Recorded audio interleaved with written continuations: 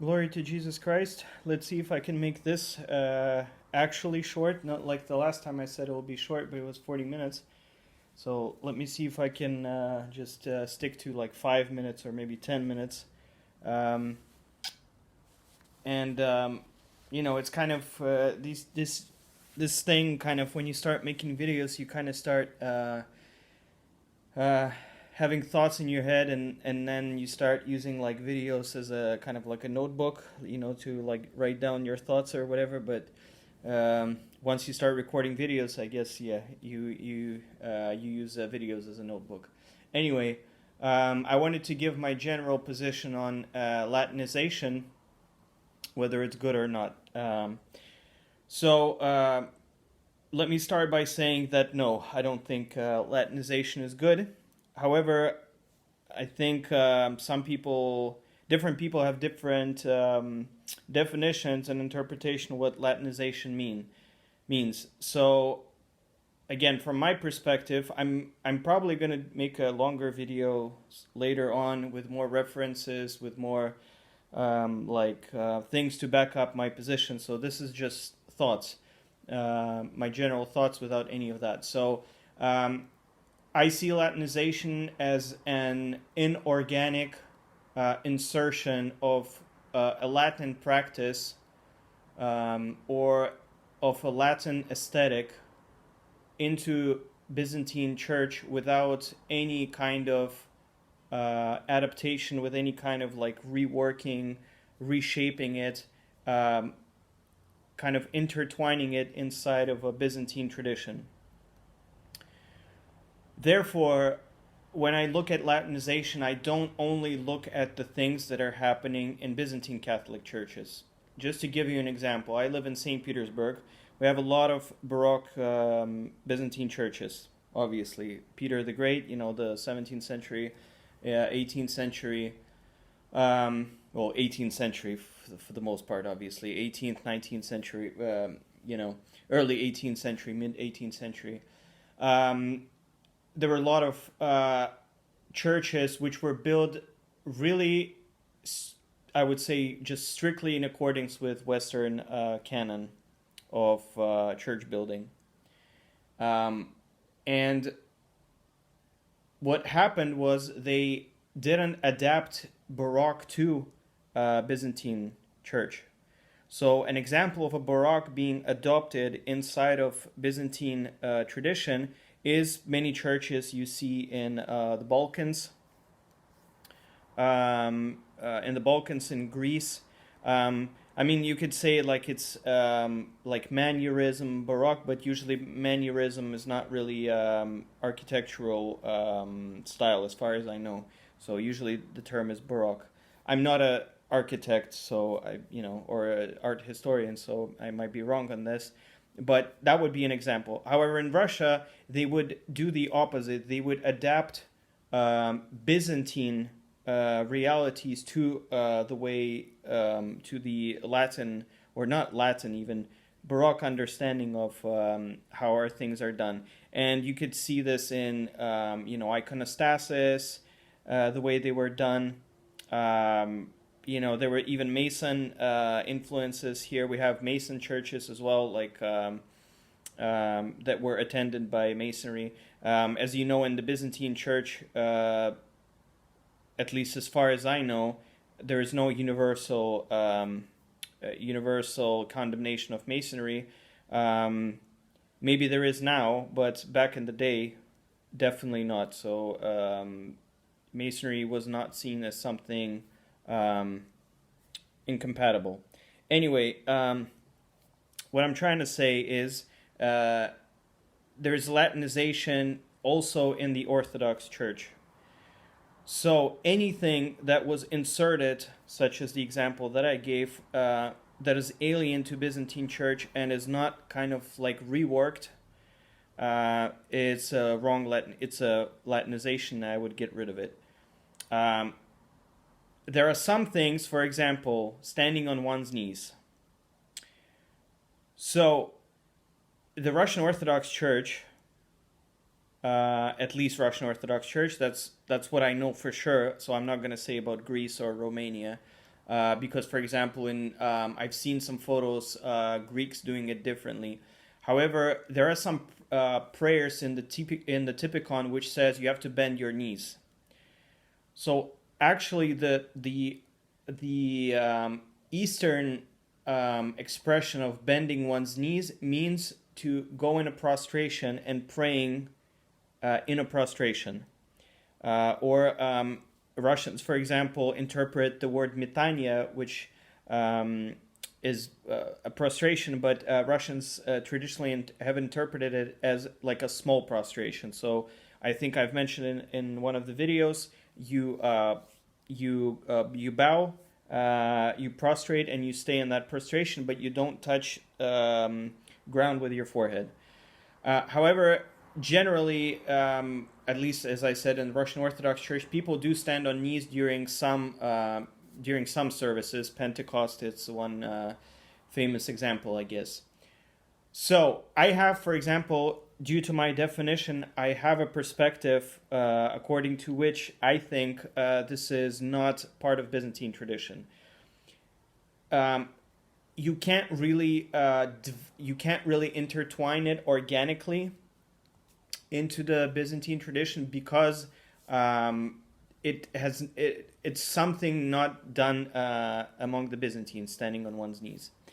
That being said, standing on one's knees is a penitential practice that was not present in the West either.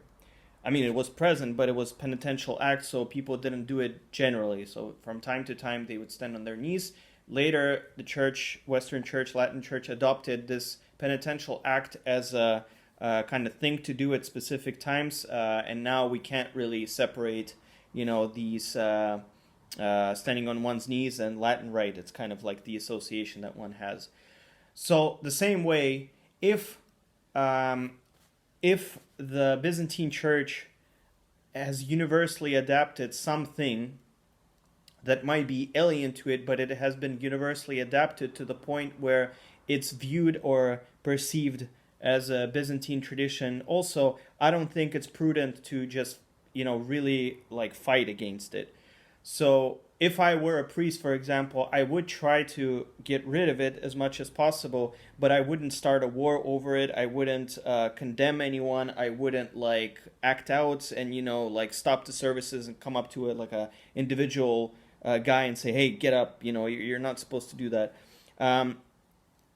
One thing that should be done, however, I think in terms of Latinization is, in this regard, is actually praying on one's knees on Sunday. So a lot of people think that when that the canon, and I forget which canon, I think it's Sixth Council, which forbids to bend one's knees on Sunday. It actually the formulation there is actually to pray on one's knees, meaning you're not supposed to prostrate and then pray as in that act because it's a penitential act, and you're not supposed to do any penitential acts during Sundays and feast days.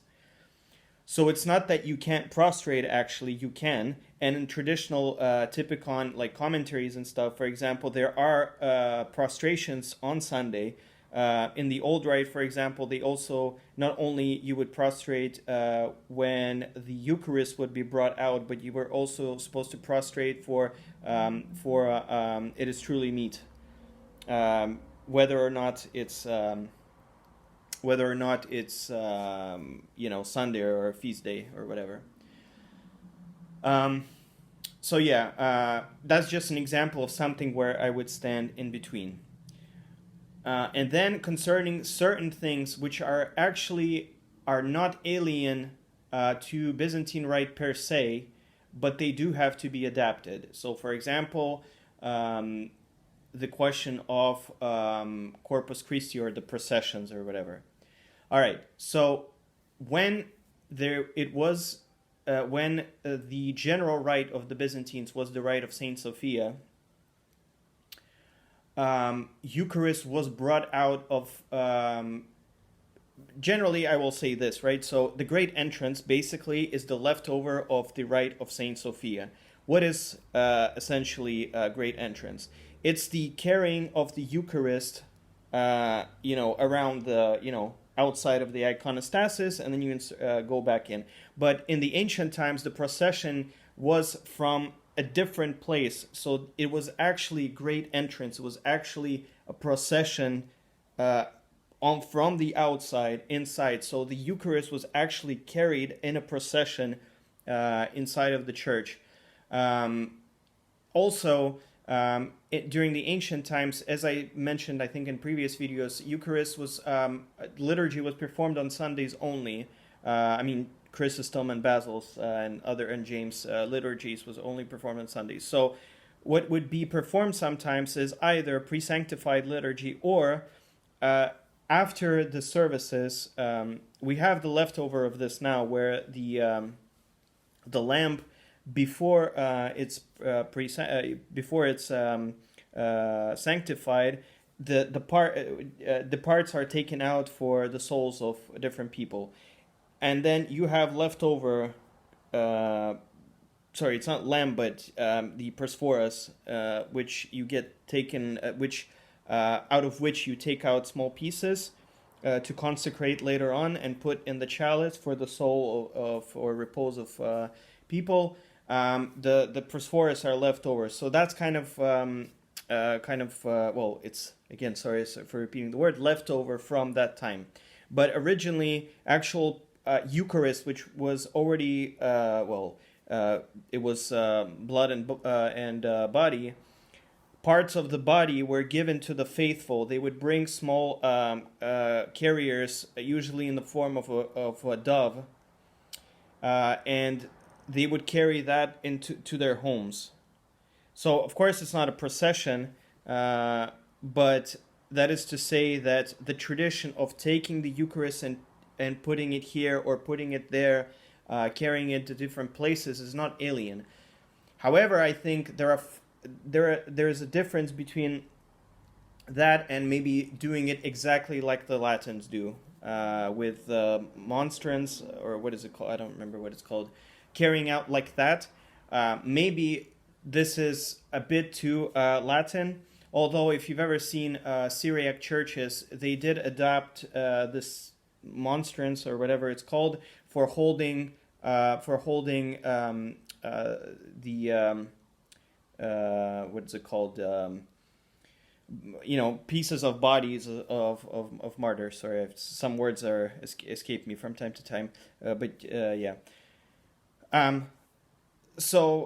to me, that would be like something, if I was a Syriac, at least to maybe consider doing it differently. But for Byzantine Rite, in general, maybe there is a way, again, to do this, but do it more in accordance with how it was done. Maybe one is to study the Rite of Saint Sophia more closely, find out more details about how it used to be done, and it might be a good way of introducing that thing. So I'll stop it here because it's already a little bit more than I wanted. So I wanted 10 minutes, it's 13 minutes, but okay, I'm not bad. At least it's better than the last time when I said 20 minutes, I made 40 minutes. All right, so maybe you ask questions for Q&A in this regard, and I'll go into more details, but this is it for now. So, yeah, God bless. Господи Иисусе Христе, Сыне Божий, помилуй нас. The worst Latinization is shaved priests and or very neatly cut priests.